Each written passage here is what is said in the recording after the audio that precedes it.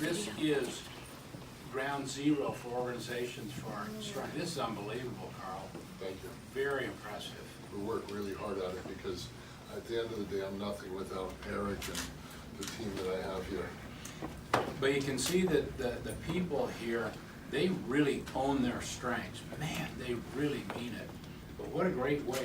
The one lady talking about her, about that it's her family. You get a different kind of productivity. You get a different kind of safety, because everybody has it's the same thing they do in the military. You know, they figured out soldiers don't actually die for their country. So if they say, Carl's going down to the bridge, we kind of know he's not coming back, he won't actually do it for his country, but he'll do it for his family. And that's why they make those troops into family, but you can hear that pretty closely right there. Yeah, that's powerful. That's powerful stuff.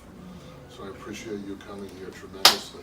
Okay, man. I mean, you're the man. I'll see you tonight at dinner. Yeah, okay. Yeah, And really but excited. I hope you bring your group to DC too, because I'd love Yes. to host you up there. Yeah, that'll be awesome. Thanks.